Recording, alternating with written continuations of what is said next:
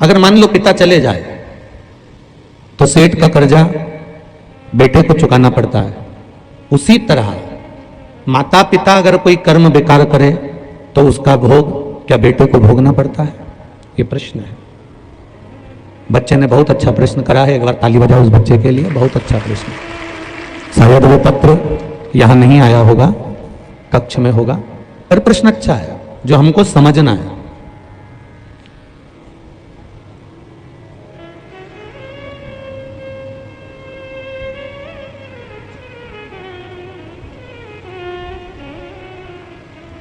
कल भी कथा में कहा था, आज फिर कह रहे हैं कि आपके कर्म का भोग आपको भोगना है।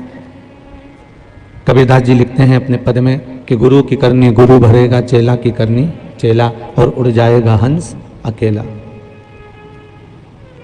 अपने अपने कर्मों का भोग अपन सबको भोगना है।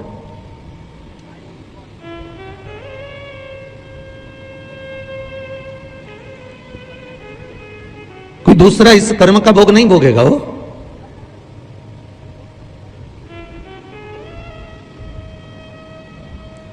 एक किसान का बेटा रोज रोटी लेकर आता था, रोटी उसने खेत में रख दी और पिताजी से कहा ये रोटी रखी है। पिताजी ने कहा जा वहां से जरा वो तगाड़ी उठा के ला, और उसमें चना भर के लिया। जा तू। छोरा गया तगाड़ी उठाने के लिए, चना भरने के लिए, और इतनी देर में कुत्ता आया और वो कुत्ता उस रोटी पर मुंह मार दिया। उस रोटी को उसने कुत्ते ने मुख मारा।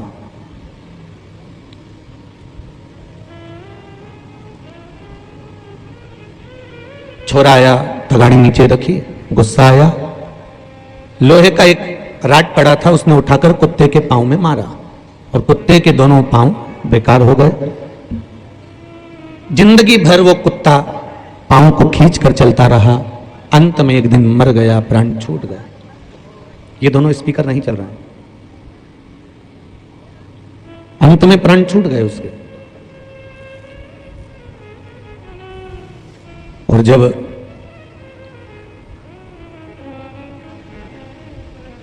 प्राण छूटे,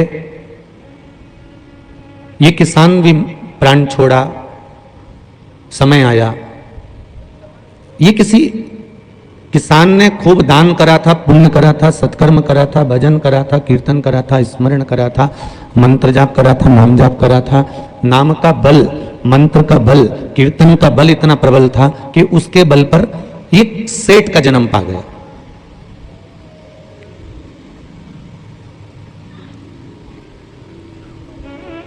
और सेठ का जन्म मिल तो गया, इसके घर में एक बेटा भी हो गया, और बेटा भी दोनों पांव से विकलांग हो गया। वो भी रगड़ के चलता है। सेठ जी एक दिन पहुंचे एक गुरु जी के पास में, और गुरु जी से जाकर निवेदन करा, गुरुदेव मैंने खूब दान करा, पुण्य करा, सत्कर्म करा, भजन करा, कीर्तन करा, मंत्र जाप करा, स्मरण करा, सब कुछ मैंने किया, पर एक बात मेरे को गुरुजी समझ में नहीं आ रही कि ये सब कुछ मैंने करा, सारा दान करा, पुण्य करा, संकीर्तन करा, पर मैंने ऐसा कौन सा कर्म करा था जिसके कारण मेरे घर में ऐसे बेटे ने जन्म लिया? गुरुजी ने कहा ये तुम्हारे कारण नहीं जन्मा है, ये अपने कर्म के कारण जन्मा है। पूर्व समय में तुम किसान थे, पक्षी को दाना देते थे, प्यासे को पानी पिलाते थे, पथिक के लिए तुमने भोजन की व्यवस्था करी। आज तुमको भगवान ने धन संपदा, दाजा, दौलत सब कुछ दे दिया, सब कुछ प्रदान कर दिया, और ये तुम्हारा पुत्र तुमको भोजन देने आया था और वो भोजन नीचे जमीन पर रख दिया, और वो भोजन कुत्ते ने मुख मार दिया, और इसने एक सरिया उठाकर उस कुत्ते के पांव में मार दिया। कुत्ते के पांव खराब हो गए तो इसको भी उसके जैसी जिंदगी जीना पड़ रही है, क्योंकि इसने मारा है।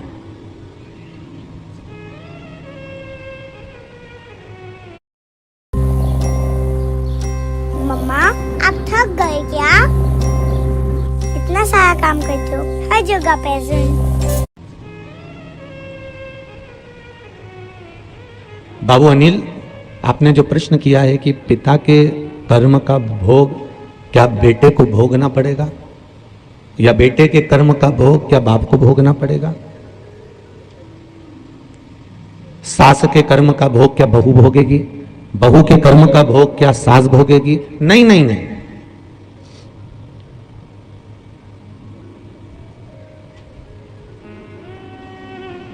तुम्हारी कमाई का पूरा परिवार हकदार होगा। तुमने जो कमाया है उसके हकदार पूरा परिवार होगा, पर तुम्हारे कर्म का हकदार परिवार नहीं होगा। तुम अकेले होगे जो तुमको भोगना पड़ेगा। कोई कर्म का हकदार कोई नहीं होता। कर्म का हकदार तो आपको खुद को बनना पड़ता है। मत बुरे कर्म कर बंदे वरना पछताएगा। भगवान की आंखों से तू बच नहीं पाएगा, तू बच नहीं पाएगा। अरे ओ अज्ञानी मत कर नादानी, तेरे कर्म का फल भी तू ही पाएगा। जैसा किया तूने तेरे आगे आएगा। मत बुरे कर्म कर बंदे, मत बुरे कर्म कर बंदे वरना पछताएगा। भगवान की आंखों से तू बच नहीं पाएगा, तू बच नहीं पाएगा। अरे ओ अज्ञानी मत कर नादानी, अरे ओ अज्ञानी मत कर नादानी। अपने कर्म का भोग हमको भोगना है। कोई दूसरा भोगने वाला नहीं रहेगा, कोई दूसरा उसको साधने वाला नहीं रहेगा। आप अच्छा करोगे आपके सामने अच्छा प्रकट हो जाएगा, आप बुरा करोगे आपके सामने बुरा प्रकट हो जाएगा।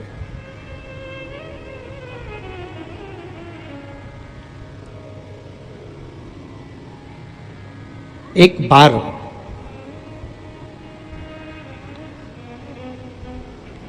पूरे नदी में, तालाब में, कुएं में, बावड़ी में मछलियां होती हैं। तालाब में भी हैं, समुद्र में भी हैं, बावड़ी में भी हैं, कुंड में भी हैं, सभी जगह मछलियां हैं, सब जगह। शिकारी, जाल बिछाने वाला या कांटा लगाने वाला जो होता है वो इन पूरी मछलियों को पकड़ लेता है क्या? जम के तो बोलो जरा, नहीं पकड़ पाता। जितनी उसकी जाल में आती है उतनी वो पकड़ाई में आ जाती है।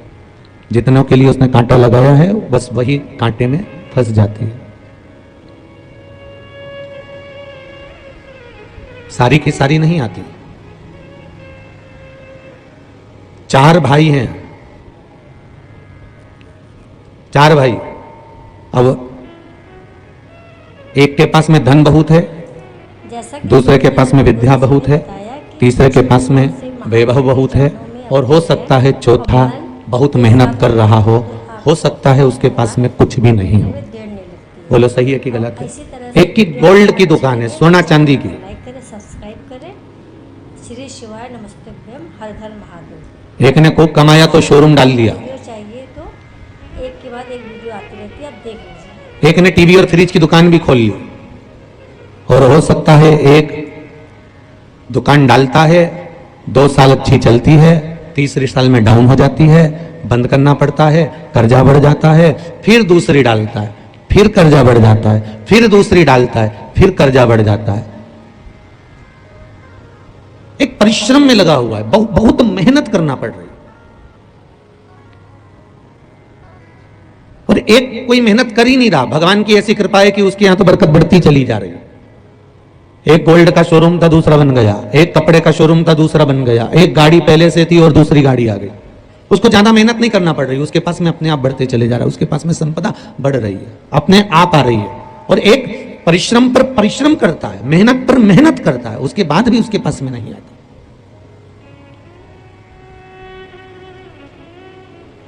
फिर वो जिसके पास में नहीं आता ना, वो ना जाने कजन कितने बाबा जोगी के यहाँ हो जाता है, ना जाने कितनी बैठकों पे हो जाएगा। माँ कोई घूम रिया होगा तो माँ चले जाएगा, माँ नरियल फोड़ी आएगा, माँ माथा फोड़ी आएगा, ना जाने कितनी जगह घूम फिर के आ गया। और आखिरी में घूमते घूमते घूमते घूमते फिर किसी के यहाँ पहुंच गया और उसने कह दिया तेरा तो व्यापार बंधा है और तेरे ही घर के लोगों ने बांधा है।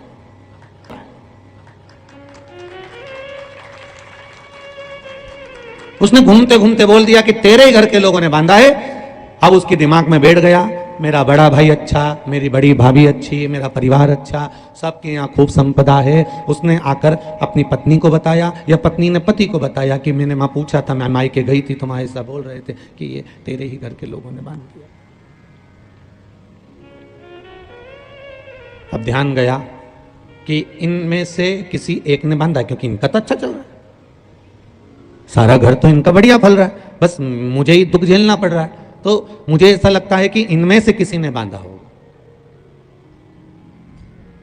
अब उसकी समझ में इतना सा नहीं आ रहा, बांधने वाला तेरा ही बांधा, अंबानी को क्यों छोड़ दिया? अगर टोना करने वाला होता, कहीं का विद्या करने वाला होता, तो सबसे पहले तो मोदी को ही निपटाता। बोलो सही है कि गलत है? अच्छा सूरमा भी करोड़ों रुपए खर्च कर देता कहीं टोना में और विद्या में, कि टाटा को पकड़ो, बिरला को पकड़ो, अंबानी को पकड़ो, जितने धनपति हैं, इन पे कोई बंधन नहीं करता। तेरे यहां कुछ भी नहीं तो भी ले छोड़ बंधन, और पूरी जिंदगी टेंशन में निकाल दी। मेरे तो भाई ने कुछ कर दिया, मेरे परिवार ने कुछ कर दिया, मेरे रिश्तेदार ने कुछ कर दिया, मेरे कुटुंब ने कुछ कर दिया। ये भाई ना परिवार कुछ करता है, ना कुटुंब कुछ करता है, ना भाभी कुछ करती है, ना ननद कुछ करती है। ये तो हमारे कर्म का लेखा है जो हमको अकेले भोगना पड़ता है। वो आपको भी भोगना है। संसार का प्रत्येक मनुष्य उसे भोगेगा, चाहे वो कैसा भी हो। गुरु की करनी गुरु भरेगा, चेला की करनी चेला भरेगा। कर्म का दंड भोगना पड़ेगा। सियोर वाला महाराज करेगा तो कहां ऊपर से टपक के आया है क्या? भोगना तो महाराज तुझको भी पड़ेगा। और आप करोगे तो सुन लो रे रतलाम वालो, सरसों का तेल डाल के रखो कान के अंदर, भोगना तो पड़ेगा, चाहे तुम कुछ भी करो। कर्म का भोग है वो भोगना। मरते ही तुम्हारे गधेड़ी जिस पे तुम मरे ना, वो गोदड़ी फेंक देंगे। जो कपड़े पहने वो बोलते जाओ जल्दी जल्दी, फेंक देंगे सब, और नया फर्नीचर बना के उस पे सुला देंगे। एकदम शानदार फर्नीचर बनता, लास्ट वाला। पूरे कमरे का फर्नीचर इतना सुंदर नहीं होता जो आखिरी वाला फर्नीचर सुंदर होता है। एकदम शानदार बेड, उसमें भी हवा की पूरी व्यवस्था, नीचे से जाए। डनलप का गद्दा में तो बॉडी को पसीना आए इसलिए घास पे सुला दिया जाए। कितना जोरदार फर्नीचर। पूरे मकान में ऐसा फर्नीचर नहीं होगा। बोलो सही है गलत है? जो फर्नीचर आखिरी में बनता है, क्या जोरदार। और बनाने वाला कोई मिस्त्री नहीं होता, अपने ही परिवार वाले सारा फर्नीचर बना दे, एक से बढ़कर एक। और के बनाए और कस, अरे उलंग से खींच, हाँ खींच उधर से, अच्छी दम क्या। वो तो इनका बस नहीं चले, नहीं चढ़ के देख ले और पकड़ लो।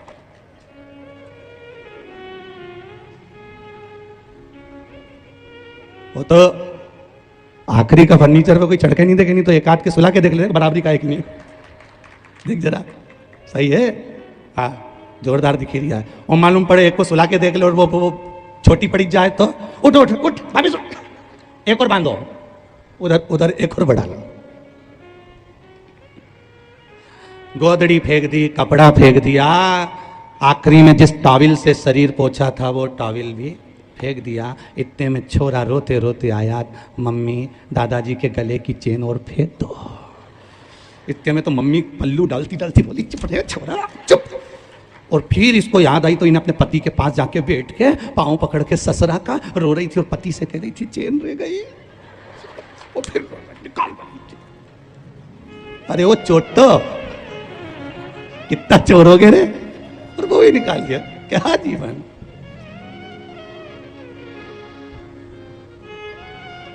जीवन का सही आनंद तो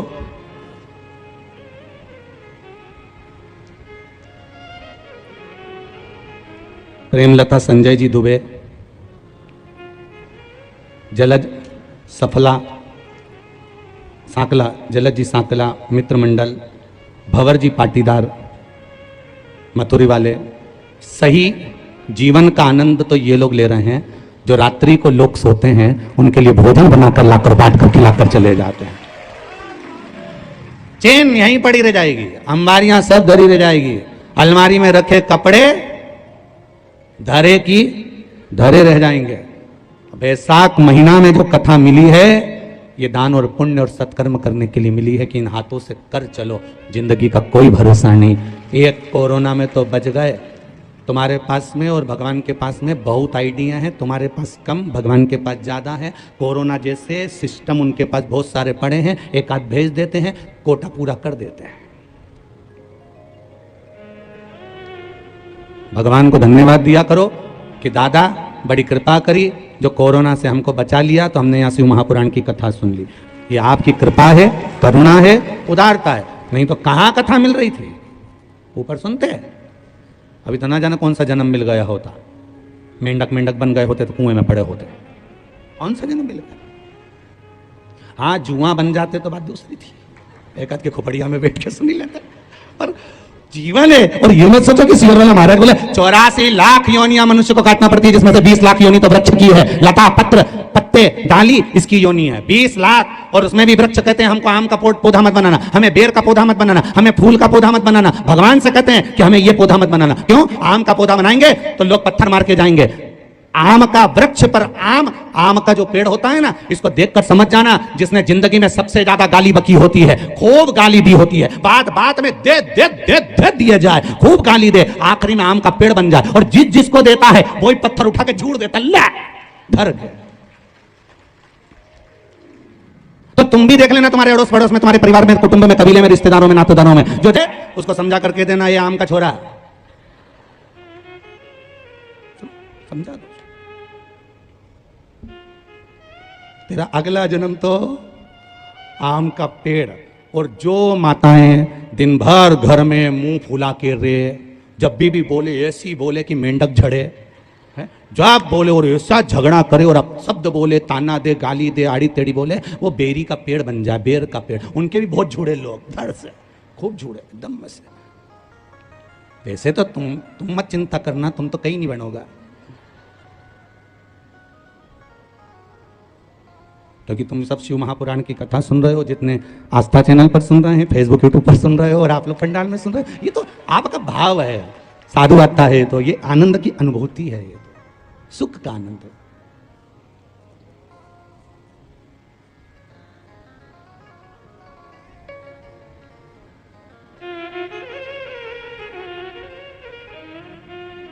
बस शिव से कहना कि ये जीवन जो दिया है ये कर्म को भोग का भोगने के लिए, कर्म भोगने के लिए बड़ी मुश्किल से मिला है।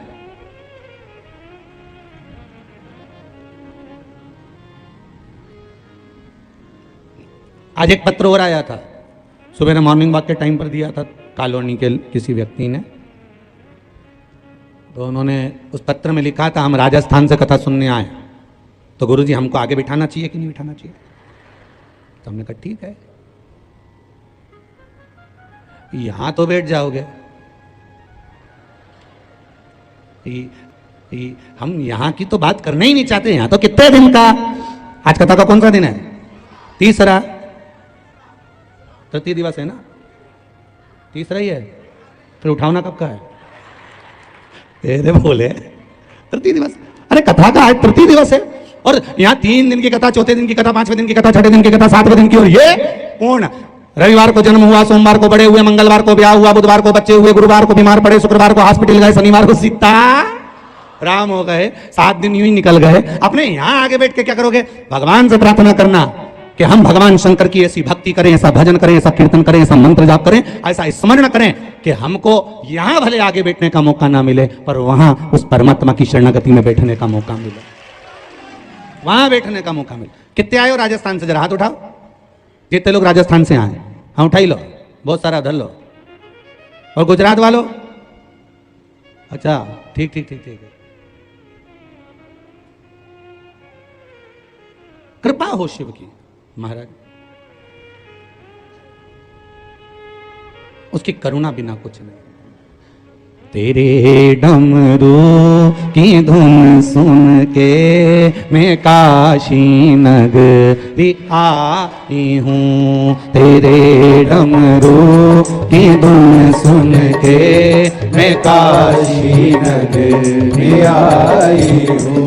तेरे डमरू की धुन सुन के मैं काशी नगरी आई हूँ। तेरे डमरू की धुन सुन के मैं काशी नगरी आई हूँ। मैं काशी नगरी आई हूँ। मैं काशी नगरी आई हूँ। मैं काशी नगरी आई हूँ। मैं काशी नगरी आई हूँ। मैं काशी नगरी आई हूँ। मैं काशी नगरी आई हूँ। मैं काशी नगरी आई हूँ। मैं काशी नगरी आई हूँ। मेरे भोले ओ बम बोले मैं काशी नगरी आई हूँ। मेरे भोले ओ बम बोले मैं काशी नगरी आई हूँ। जय हो।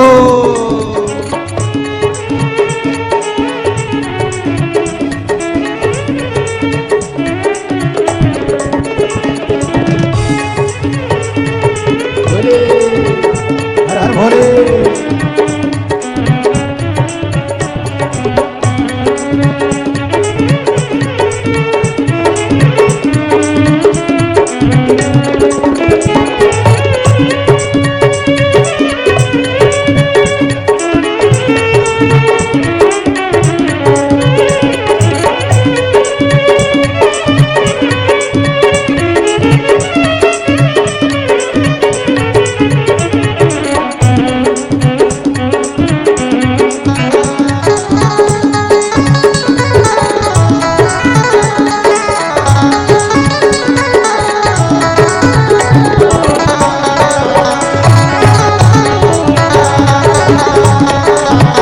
दोनों हाथों से ताली से बने तो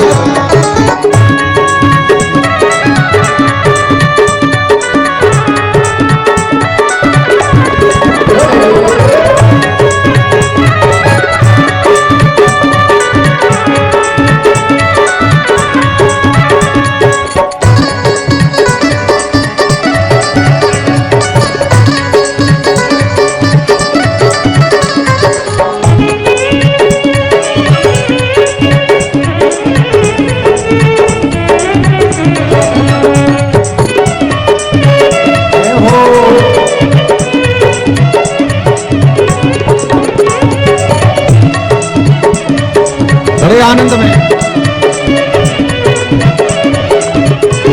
सुना है हमने ओ भोले तेरी काशी में मुक्ति है। सुना है हमने ओ भोले तेरी काशी में मुक्ति है। सुना है हमने ओ भोले तेरी काशी में मुक्ति है। सुना है हमने ओ भोले तेरी काशी में मुक्ति है। उसी मुक्ति को पाने को मैं काशी नगरी आई हूँ। उसी मुक्ति को पाने को मैं काशी नगरी आई हूँ। मेरे भोले ओ बम भोले मैं काशी नगरी आई हूँ। मेरे भोले ओ बम भोले मैं काशी नगरी आई हूँ। जय हो। बड़े भाव से आनंद के साथ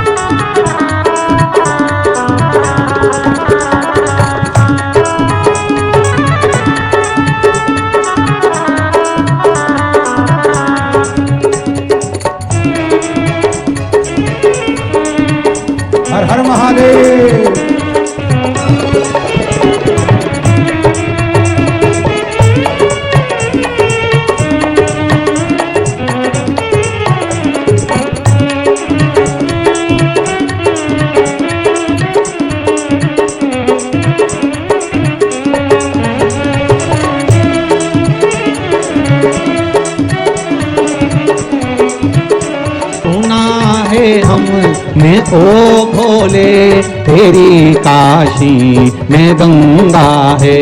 सुना है हमने भाव से ओ भोले, तेरी काशी में गंगा है। सुना है हमने ओ भोले, तेरी काशी में गंगा है। सुना है हमने ओ भोले, तेरी काशी में गंगा है। उसी गंगा में नहाने को मैं काशी नगरी आई हूँ। उसी गंगा को पाए को मैं काशी नगरी आई हूँ। मेरे भोले ओ बम भोले, मैं काशी नगरी आई हूँ। मेरे भोले ओ बम भोले, मैं काशी नगरी आई हूँ। दोनों हाथ ऊपर प्रेम से।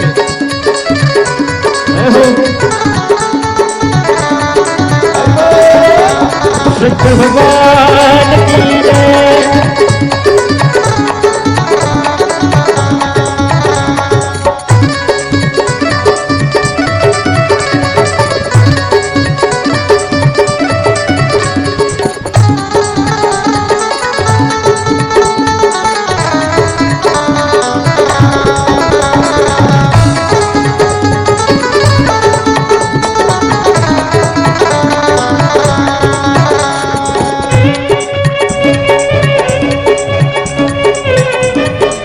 जय हो।